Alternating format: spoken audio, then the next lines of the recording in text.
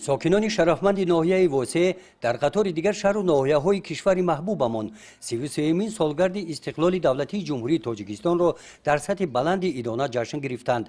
چاره‌بینی‌های ایدانه از باغ استراحتی فراغتی ناحیه با نمایش هنرهای مردمی، دستاوردهای مهنتکشان ناحیه در سمت حیات اقتصادی اجتماعی و حیات فرهنگی ناحیه، موفقیت و کامیابی‌ها در دوران سال‌های صاحب استقلالی تاجیکستان آغاز گردید.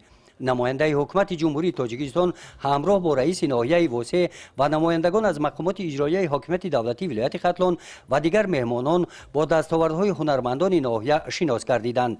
در نمایش جوانان اعضایان محفل پیروان پیشوای میلاد در حضور نماینده حکومت جمهوری تاجیکستان، وزیر مالیه تاجیکستان سپاسنامه و تحفه‌های قیمتناک به غالبان آزمون‌هایی که در عرفه جشنواره بخشیده به 33مین سالگرد جشن استقلال دولتی جمهوری تاجیکستان با اقدام بخش کار با جوانان و ورزش گذرانیده شده بود، با تنتنه تحفه ها را به صاحبانشان سپاریدند.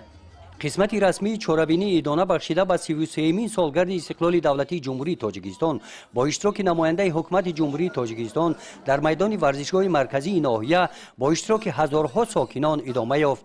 بخشیده به جشن فرخنده میلاد در معروضه رئیس ناحیه واسه از دستاوردهای مهنتکشان ناحیه در سمت رشد حیات اجتماعی و اقتصادی در سالهای صاحب استقلالی تاجیکستان یادآور گردیدند.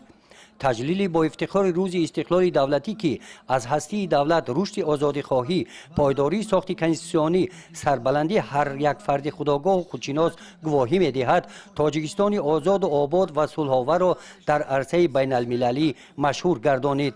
قید کرده شد که ساکنان ناحیه واسه جواباً به غمخوری‌های پیشوای میلاد، پرزیدنت جمهوری تاجیکستان محترم امامعلی رحمان صادقانه به وطن خدمت نموده بهر اجرای دستور و هدایت‌های پرزیدنت مملکت به استقبال جشن 35 سالگی استقلال دولتی آمادگی جدی دیده ایستادند.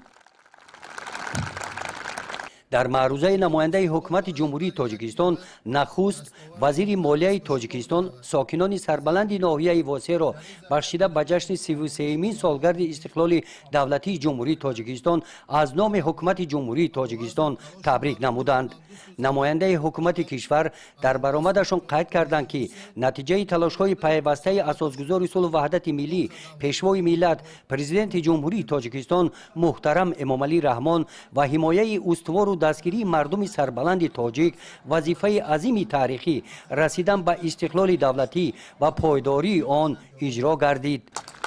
سپس در محیط تنتنوی با پیشرفان ساحه اقتصاد، صاحبکاران، معارف و فرهنگ با مکافات‌های دولتی و سپاسنامه مقامات اجرایی حاکمیت دولتی ناحیه واسه قدردانی گردیدند. در قسمت فرهنگی چاره‌بینی بخشیده به جشن 33مین سالگرد استقلال دولتی جمهوری تاجیکستان، کارمندان بخش فرهنگی ناحیه برنامه ایدانه را پیشکش اشتراکچیان نمودند.